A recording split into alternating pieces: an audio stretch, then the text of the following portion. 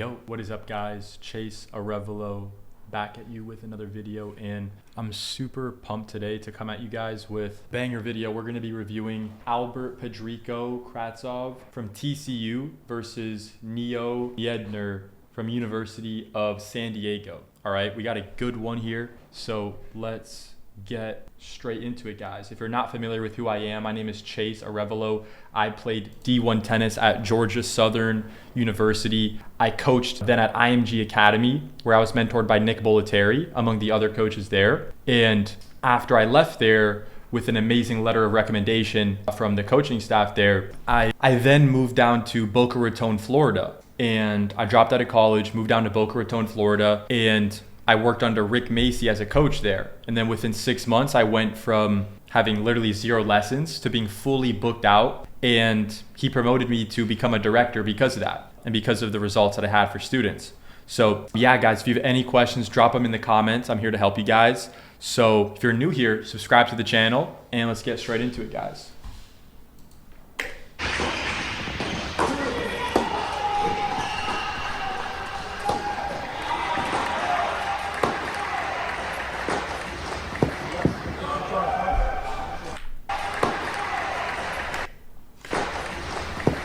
That was awesome. Notice, guys, how he wanted to change direction, but because he's moving, because he's on the run, he's going to opt to the open stance. And he can still change direction.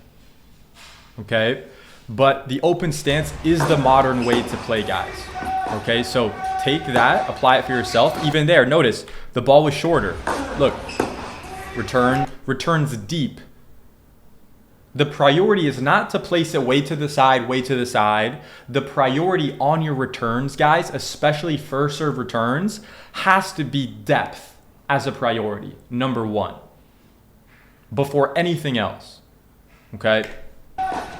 Then look, shorter ball, he notices, he takes a step forward with the right foot, and it's pointed about 45 degrees forward. Okay, that's something that you can copy. If you're going to the open stance and it's a shorter ball, position your foot like this. Okay, it will keep you more stable and keep your knee in a better oriented position. Okay, when it's in line there, a little bit more forward.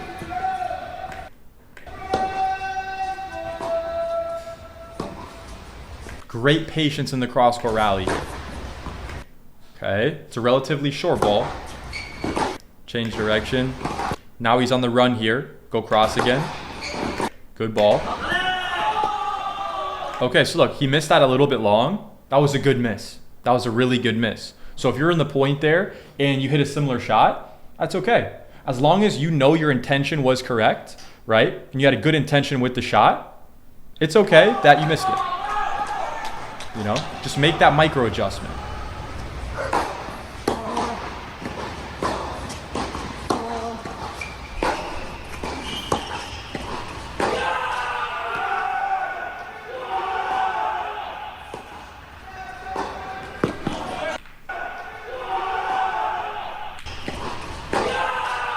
Okay, so notice there, look.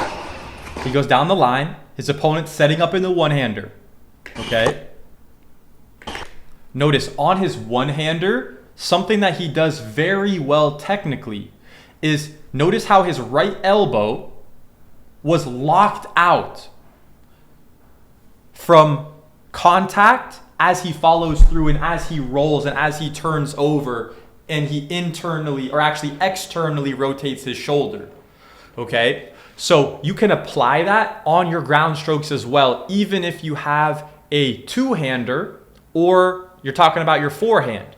On your forehand, when you're brushing, make sure that it starts bent, but then you get it straight before you turn your hips and as you go to contact. And then as you roll and you internally rotate your shoulder, which is where it should be coming from, not your wrist, not your hand. Coaches who are saying that, they don't know what the fuck they're talking about. Okay, technically speaking, you have to start the motion internally rotating the shoulder this way. You're going to see it with all the top players, anyone who has optimal technique. So what you can also do is lengthen the lever arm here And what he does is he keeps his right elbow completely locked out and straight. Let's take a look at it again. Even there, look, it's completely locked out. His opponent goes down the line. We're going to analyze what we were going to analyze there, though. We got a little distracted. So there, look, it's straight, perfect, good. Now, notice this guy over here goes into kind of a semi-open stance, right? So notice, he's on the move. He goes to the open stance there. I really like that, even though he could have hit that deeper. I like how he was going into the open. Would I like him to go even more open? Yes. But let's see what he does here. Let's see. Again here. So the ball was slower, right? He had more time.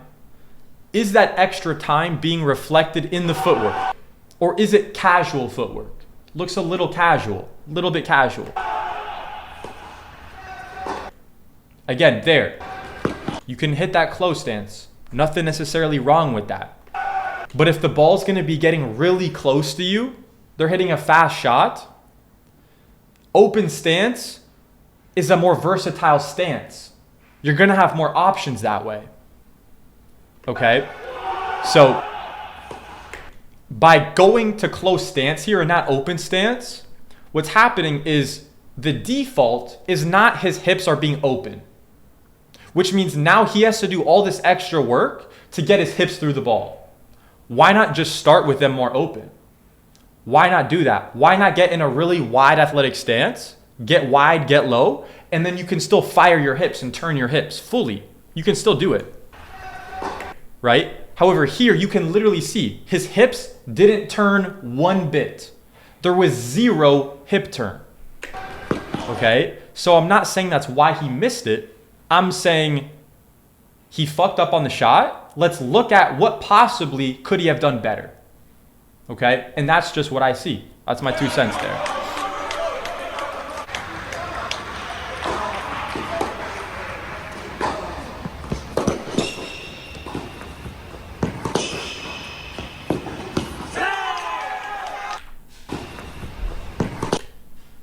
Again, his elbow's locked out. So one tip for all the players around the world who have one-handed backhands, this tip's literally for you guys. If you want to hit your one-handed backhand cleaner, lock out your right elbow completely, okay, before you go to hit your one-hander, all right? And then if you want a little bit more pop on the ball, stop the racket at contact when you're driving through it. Try those 2 tips and let me know how it works for your one-hander. And if you have a two-hander, you could even try that out. Try to hit a one-hander and then apply that tip. See if it helped you hit a better one-hander. And let me know.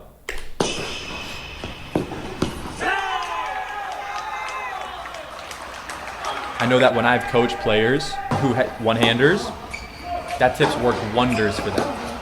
And also me learning, I still hit a two-hander, but as a coach, you got to learn how to hit different strokes.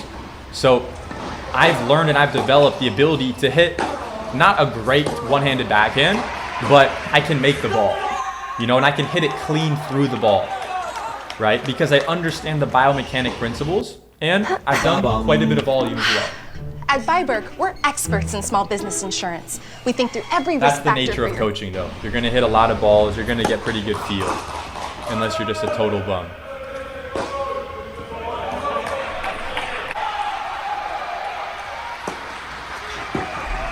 It's a big serve.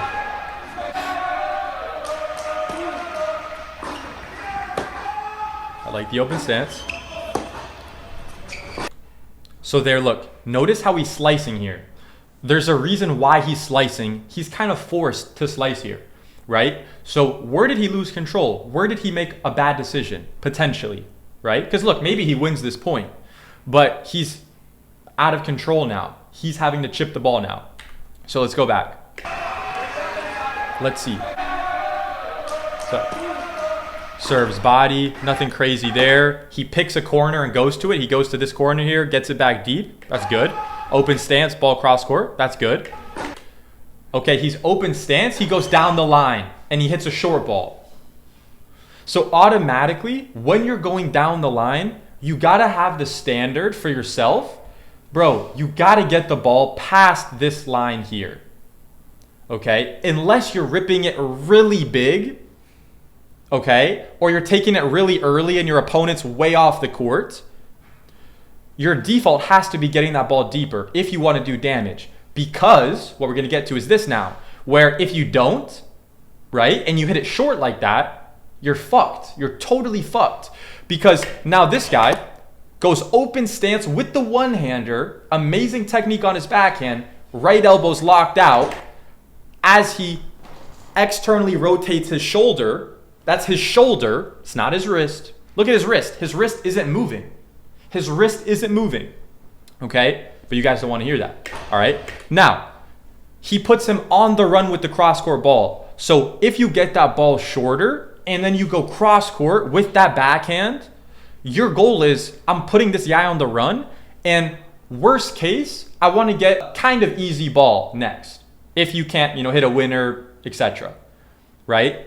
So oftentimes, you're going to get a ball like this now. Right? Where now he's on the run and he's maybe not comfortable hitting his backhand on the run, so he goes to the slice, right? And decent slice. Now let's see how the rally resets. Great patience, gets the ball back deep, very clean. Okay. Wow. Wow, that was a good change.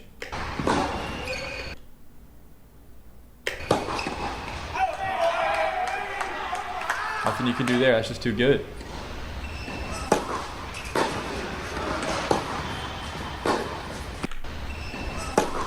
Great serve.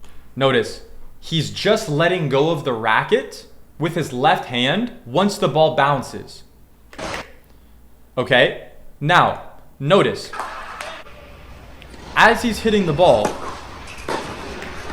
when he's preparing, his right elbow is slightly elevated. Okay, and it's a little bit bent. So you can see the clear bend in his right elbow. Now, after he lets go of the left hand and he sets the racket to the right side of his body, his right elbow is going to go from bent to fully straight. It's going from bent to fully straight. Okay, and doing that motion effectively isn't easy to do overnight. Okay, but what is happening is the elbow is going from bent to straight. Okay, again, there. He drops his left arm a little bit early on the forehand technically. Okay, that's something he could clean up if he wants to, but his forehand is still really good, hits all the checkpoints basically.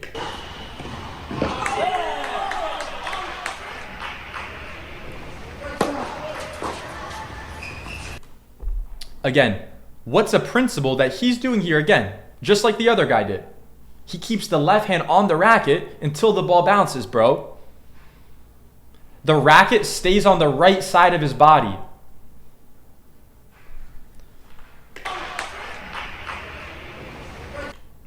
Clean serve. Still on. He's just letting go now.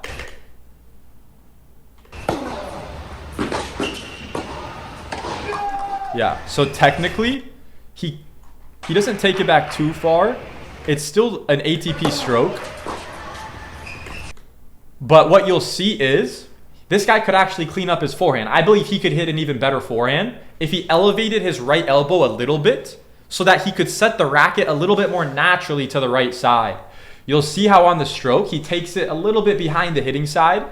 Not saying you can't be an amazing player with that. Obviously, this guy is a very successful player. Very fucking good player. However, with his body, could he do a little better? I think the forehand would work better if he wasn't pulling from this position all the way here. If he was keeping it a little bit more on the right side of his body. I think that would help him. But very small detail there. This is just one forehand. I have to kind of analyze his forehand more and see as he hits more forehands. So you don't want to make too many judgments off one situation. You want to make sure it's kind of what they're doing consistently, right? Because it could be a one-off scenario, especially with this level of player. But I'll keep breaking it down. Yeah, so like for here, for example, his hand stays on the right side, right? So, yeah, I mean, this guy does a great job. Very small details. I'm being very picky with that, which is a good thing. You guys should expect that from your coaches. They should be picky about that stuff.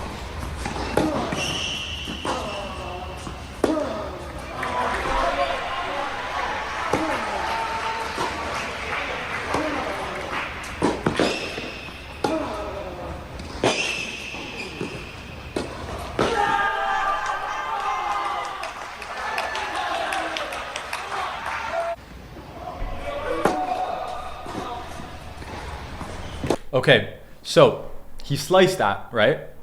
But he actually did amazing footwork on this return here, guys. Really, really high level stuff here, okay? Because what I look at is he got the ball back deep, which is great, which is like you did your job 100% well on that return, right?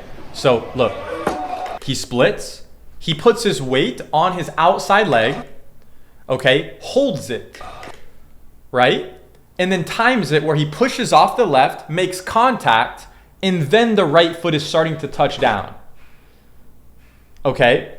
So notice that is the timing, technically speaking. Right? Let's take a look again. He splits. Great split step. Look at his wide base. This is textbook. If you're somebody back home looking for somebody to copy this guy's stance here. This is textbook. Very good. You're not going to be led astray by copying that. Okay? Now, you can see he doesn't have any weight on his right leg. All of it's on his left leg. He's holding the weight there. He's balancing all on his left leg.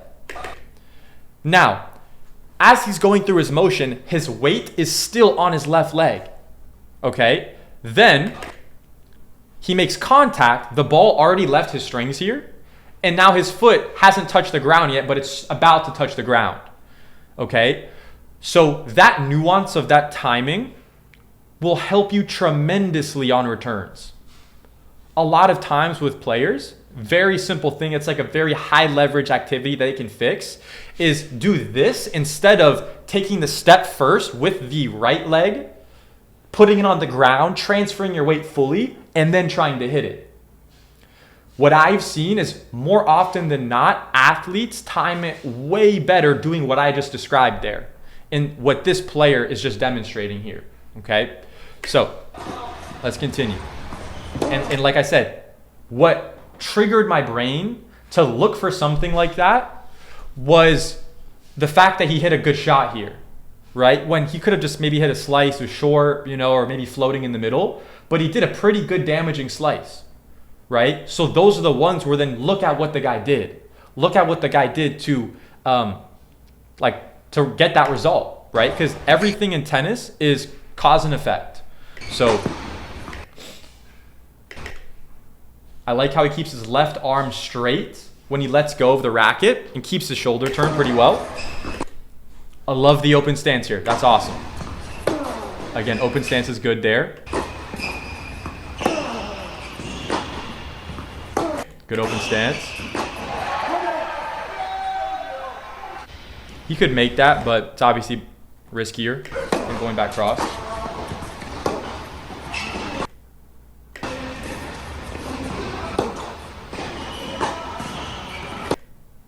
Good depth on that backhand. Very good depth.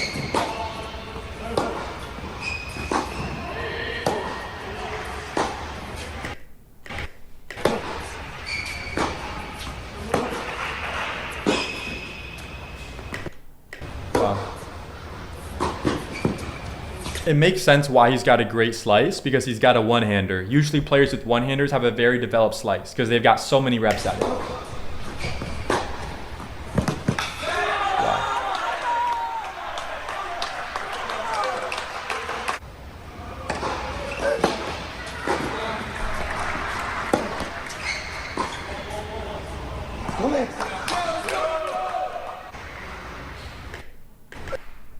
One thing that this guy does really, really well on his serve is he pushes his right foot from this position right here, where it's directly under his body.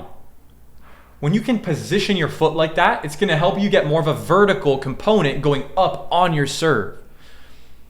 Okay, so if you're looking for more jump up, right, and not so much weight transfer like forward, try this stance out where you're gonna be able to get directly more launch going upwards.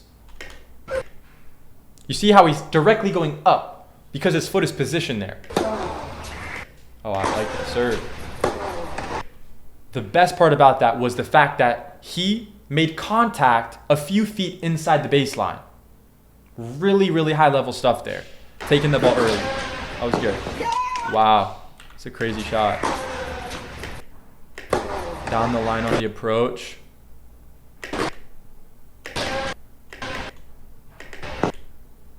Yeah. It's a great shot. Could he have gotten a racket on that? Let's see. My opinion is if you can get the racket on the ball, go for it. Right? Only let it go if you know for sure the ball's going out.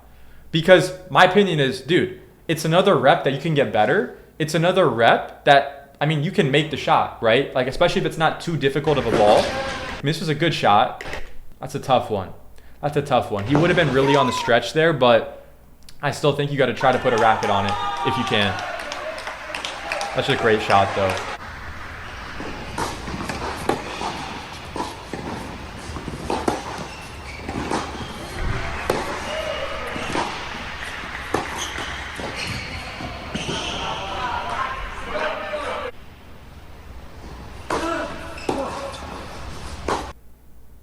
Who's coming in the driveway?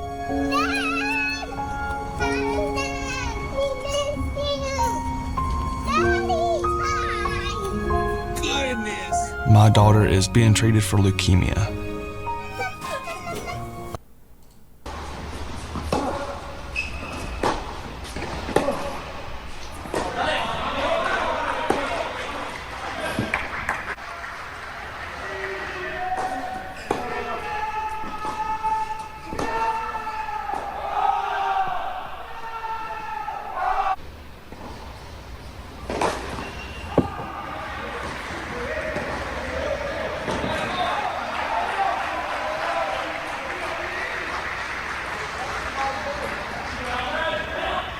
Oh, he was in. Wow.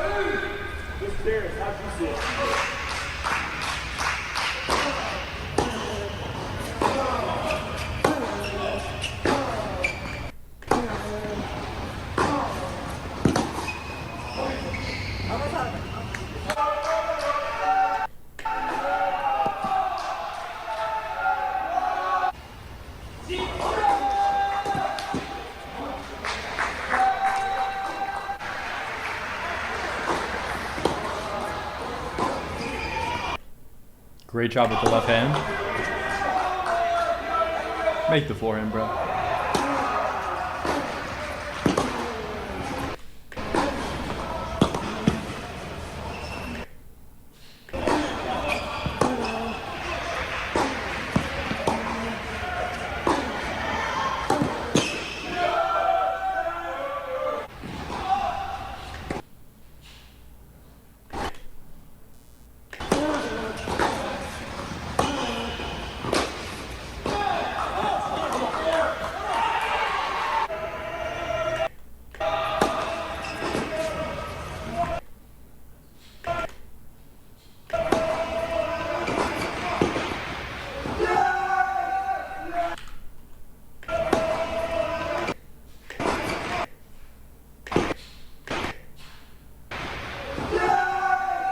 Tough one, that was just a good shot. Nothing you can do there.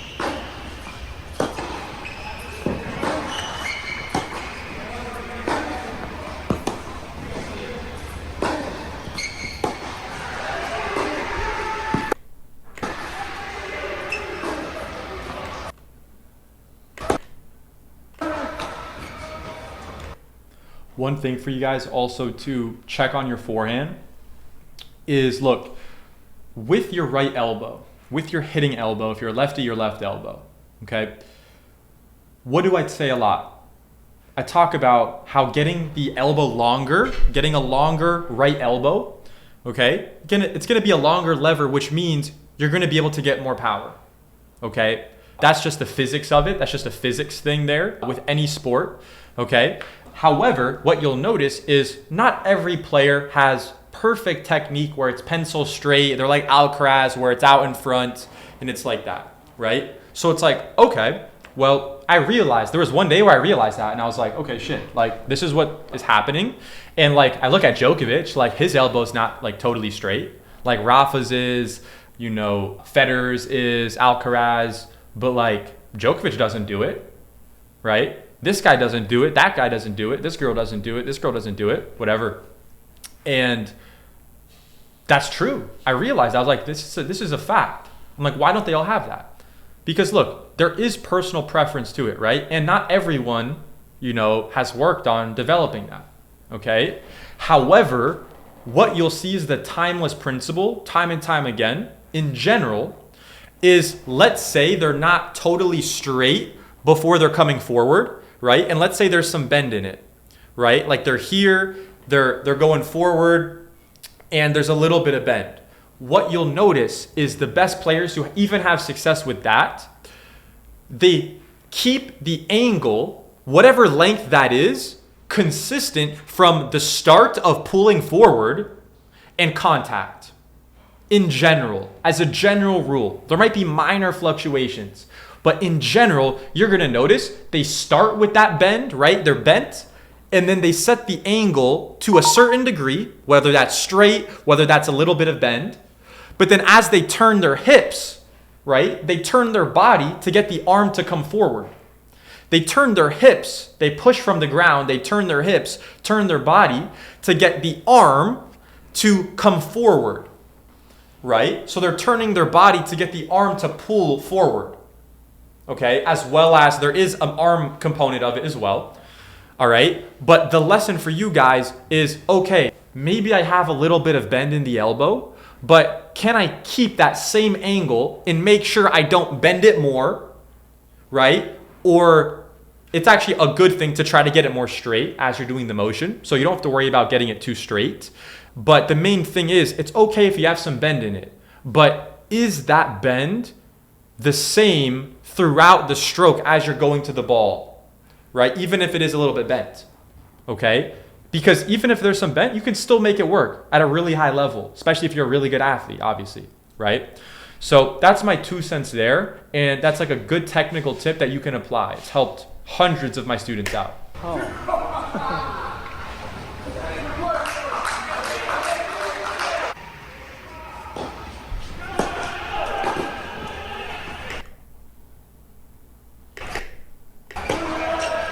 Approach down the line because he wasn't confident he could hit a winner inside out or cross.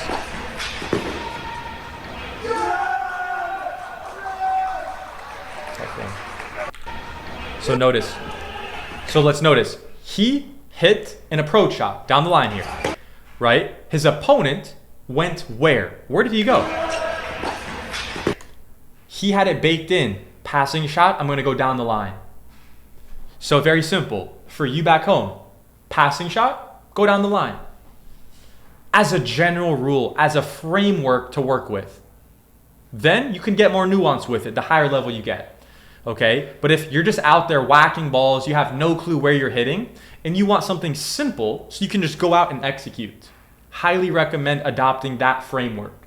You'll be right more than you're wrong. Promise you that.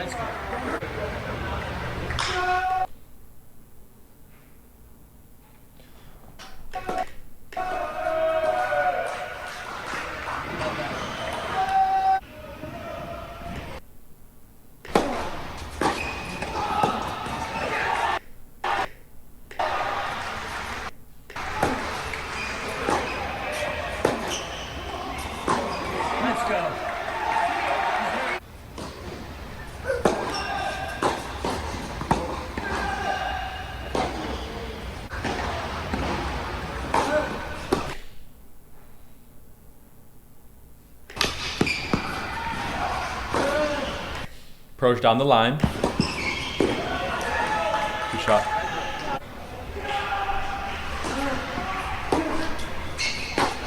Let's go.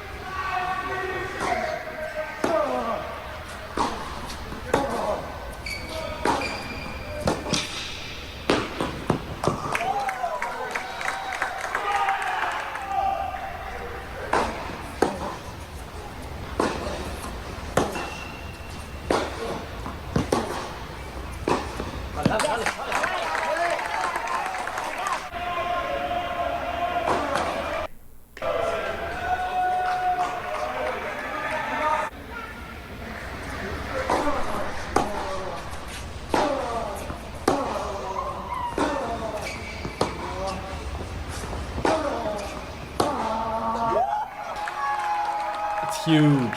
What the fuck?